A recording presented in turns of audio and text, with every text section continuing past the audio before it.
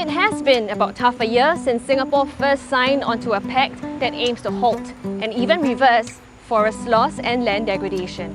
The Glasgow Leaders' Declaration on Forest and Land Use was first mooted by the British government during the COP26 Climate Change Conference in November last year. Since then, more than 140 countries have signed on to the pact. Today, the Straits Times ventures out into Clementi Forest with Minister for National Development Desmond Lee. The 85-hectare secondary forest plot is home to a variety of wildlife, including critically endangered songbirds called the straw-headed bulbuls, as well as two rare species of orchids. So you see these two terrestrial orchids. On the left, the Diana ophridis, and on the right, the Zeuxine clandestina. They are very unremarkable if you don't know what they are. When the visitorship rose in this part of Singapore, these two species were potentially at risk, and without people realizing it, because they want to explore the outdoors and nature, enjoy a different side of Singapore. But unless we take special effort to protect some of these rare plants, they are at risk because of growing enthusiasm about nature. As visitorship grew and the risk to these plants grew, NParks salvaged some of them and propagated them back at NParks. As part of conservation, they will be reintroducing these plants back out into our environment. And that's why they're in tanks here. His ministry oversees Singapore's land planning agencies. He had earlier told Parliament that there was no immediate need to develop the site, even though it will still be zoned for residential use. So I noticed that you have been calling the plants by their scientific names, which, I mean, most people find it hard to do. So what sparked your interest in nature? I've been collecting orchids for many years. Growing up, spent a lot of time also along intertidal habitats, chalets in Changi.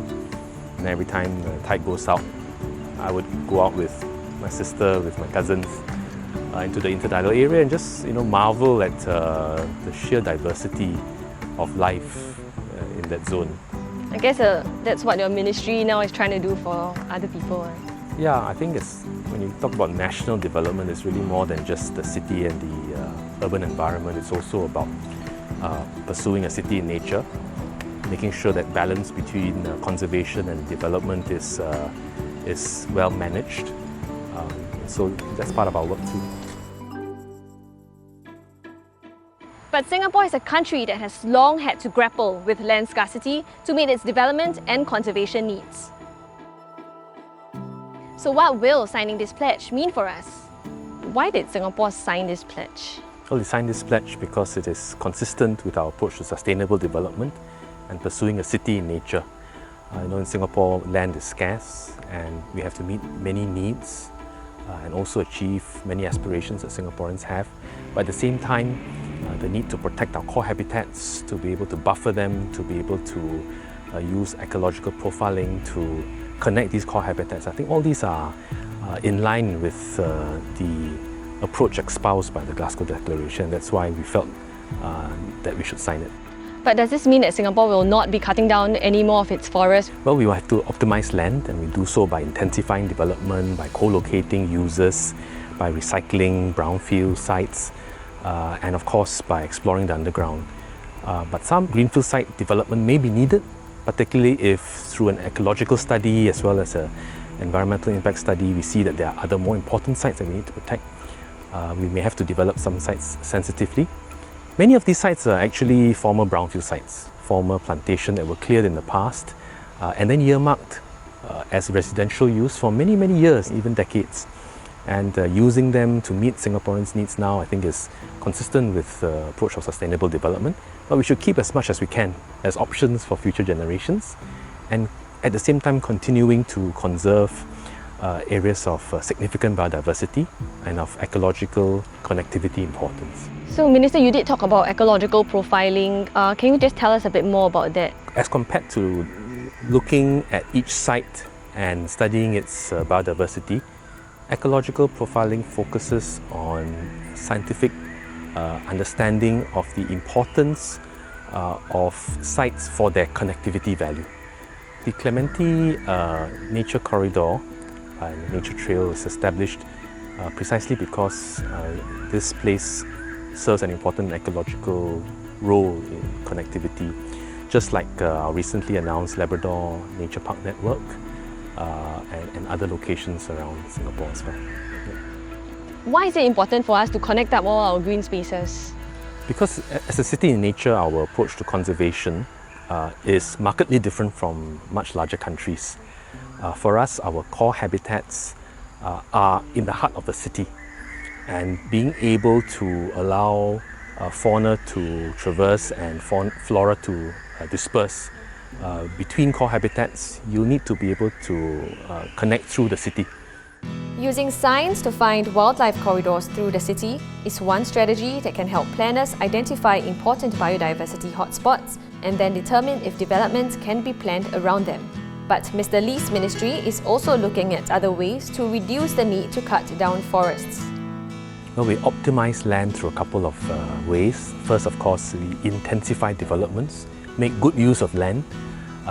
Second, we try to co-locate users, especially if they're complementary.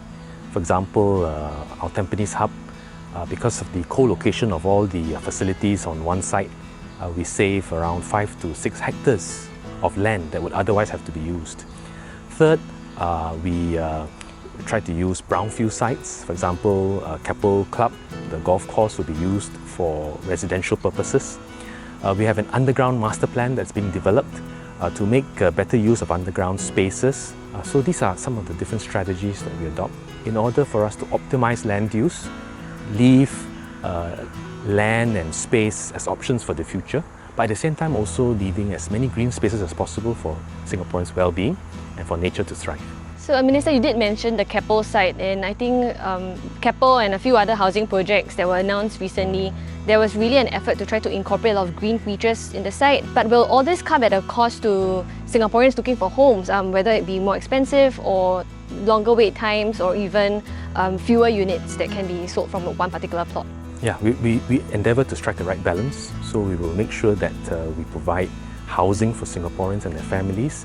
At the same time, housing in a very livable and sustainable environment. I think it's a big plus that we weave in these measures as part of planning for new housing developments, put in parks and greenery for recreation, for wellness, for refugia as well as ecological connectivity.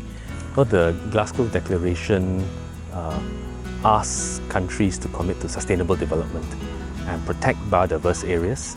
And it's really in line with our approach to city nature. Through a holistic science-based approach, through good stewardship, we protect, enhance our most biodiverse core habitats. We connect them through ecological connectivity, but continue to develop land in order to meet the needs and aspirations of Singaporeans, while at the same time, as a good steward, keeping land available as options for future generations of Singaporeans. And so here we are in Clementi Forest with the old Jurong line as part of this Clementi Nature Corridor that will enhance over the next few years for nature, for heritage and for people to enjoy as a form of recreation. The rest of Clementi Forest, there are no housing development plans for the long term. So we'll keep this as option for future generations to decide for themselves what their needs and aspirations are. Shall we go on and yes, let's look for more orchids. Plants? Yeah. And straw-headed bulbuls. Straw-headed bulbuls. Okay.